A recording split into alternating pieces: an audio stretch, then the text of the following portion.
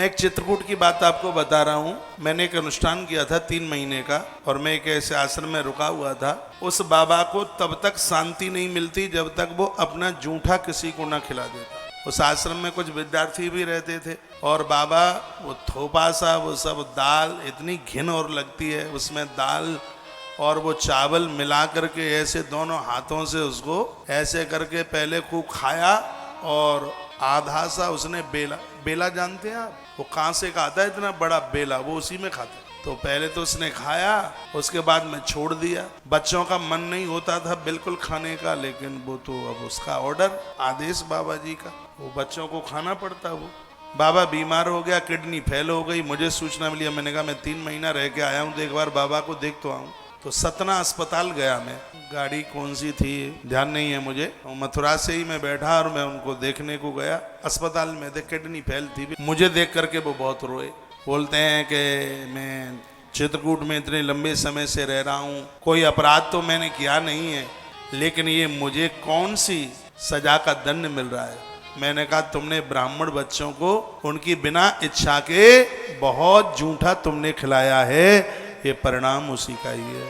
और बात यही थी, खूब रो रहे थे, खूब परेशान थे। तब उन्होंने मुझे कुछ बात बताई का ऐसी मेरी आदत में बात आ गई कि यदि मेरा जूठा कोई नहीं खाता तो मुझे ऐसा लगता कि मेरी साधुता कम हो गई है, मेरा प्रभाव कम हो गया है आश्रम में। लेकिन मुझे ये नहीं पता था कि ये मेरी जबरदस्ती की वजह से खा रहे थे। मैं तो यही सोच रहा था कि अपनी श्रद्धा के साथ में खाते थे। और आखिर में खैर वो महात्मा चला गया, उसकी किडनी ठीक नहीं हो पाई।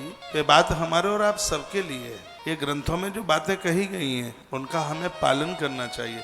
आपके घर में जो शीशे के गिलास होते हैं ना, जो कप होते हैं, कप में कौन मिट्टी लगाता है? पानी में धो ही रख दिया, पानी में धोया रख दिया। ये जूठा नहीं तो और क्या है। शीशे के गिलासों में जो आप पानी पिलाते हैं, आप शरबत पिलाते हैं, सब जूठा ही है, कुछ नहीं है, सब जूठा है।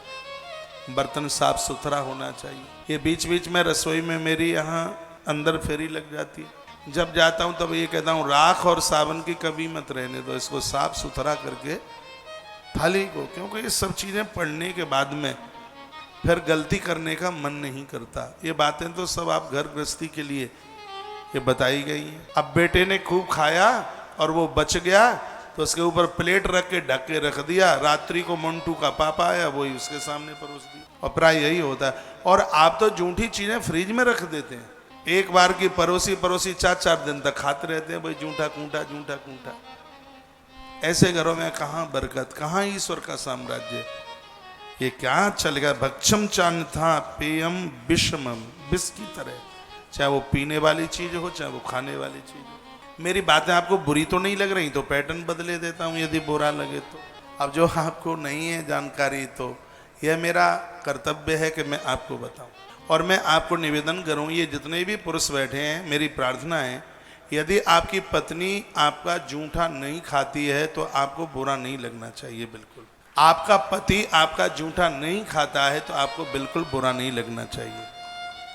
आपका शिष्य आपका जूठा, आपकी शिष्या आपका जूठा नहीं खाती है तो इन गुरुजनों को बिल्कुल भी बुरा नहीं लगना चाहिए, क्योंकि हमारे ग्रंथ, हमारे शास्त्र कहते हैं उसी का हम पालन करेंगे। कितनी अच्छी अच्छी बातें बताई गई हैं, कितना अच्छा कुछ कहा।